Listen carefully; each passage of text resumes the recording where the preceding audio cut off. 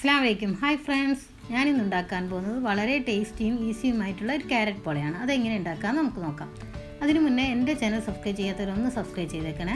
അതിനാദ്യമായി വേണ്ടത് 3 വലിയ ക്യാരറ്റ് ചെറുതായി കട്ട് ചെയ്ത് വേവിച്ച് വെച്ചതാണ്. അതിൻ്റെ കൂടെ 5 മുട്ട, 5 tablespoon sugar, 3 tablespoon milk powder, 1 tablespoon maida, 1 teaspoon vanilla essence, 10 cashew, 12 raisins. ഇതെല്ലാമാണ് അതിൻ്റെ ഇൻഗ്രീഡിയൻസ്. ഇനി ഒരു മിക്സിയുടെ ജാർ എടുത്ത് 5 മുട്ട ആഡ് ചെയ്യാം. അതിൻ്റെ കൂടെ വേവിച്ച് വെച്ച ക്യാരറ്റ് ആഡ് ചെയ്യാം, പഞ്ചസാര ആഡ് ചെയ്യാം, മിൽക്ക് പൗഡർ ആഡ് ചെയ്യാം. ഇതെല്ലാം ഇട്ടൊന്ന് നന്നായി അടിക്കാം. മൂടി വെച്ചൊന്ന് നന്നായി അടിച്ചെടുക്കാം.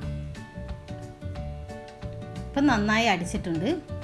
ഇനി ഇതിലേക്ക് മൈദപ്പൊടിയും കൂടി ആഡ് ചെയ്യാം. അതിലേക്ക് വനില എസൻസും ആഡ് ചെയ്യാം. ഇപ്പോൾ ഒന്ന് നന്നായി അടിച്ചിട്ടുണ്ട്. ഇനി മറ്റൊരു പാൻ വെച്ച് പാനൊന്ന് നന്നായി ചൂടായാൽ അതിലേക്ക് 1 ടേബിൾ സ്പൂൺ ഗീ ആഡ് ചെയ്യാം. ഗീ ഒന്ന് ചൂടായാൽ ഇതിലേക്ക് 10 കാഷ്യൂ ആഡ് ചെയ്യാം. അതൊന്ന് ഗോൾഡൻ കളറായാൽ അതിലേക്ക് റൈസിൻസും കൂടി ആഡ് ചെയ്യാം. ഇപ്പോൾ ഒരു ഗോൾഡൻ കളറായിട്ടുണ്ട്. ഇതൊന്ന് നമുക്കൊരു ബൗളിലേക്ക് മാറ്റാം. ആ എണ്ണയിൽ തന്നെ നാം അടിച്ചു വെച്ച ക്യാരറ്റ് മിക്സ് ആഡ് ചെയ്യാം. ഒന്ന് മൂടി വെക്കാം. ചെറിയ തീയിലായിരിക്കണം വെക്കേണ്ടത്. ഇനി അതിൻ്റെ മേലെ ഒന്ന് വെന്താൽ കാഷ്യൂം റൈസിൻസും കൂടെ ആഡ് ചെയ്യാം. ഇതൊന്ന് മൂടി വെച്ച് 15 മിനിറ്റ് മുതൽ 20 മിനിറ്റ് വരെ ചെറിയ തീയിലൊന്ന് വേവിച്ചെടുക്കാം. ഇപ്പം നമ്മുടെ ക്യാരറ്റ് പോള റെഡി ആയിട്ടുണ്ട്.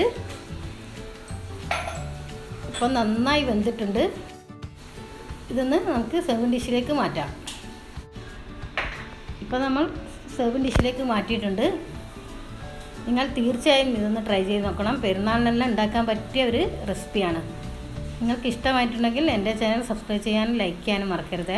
Thank you.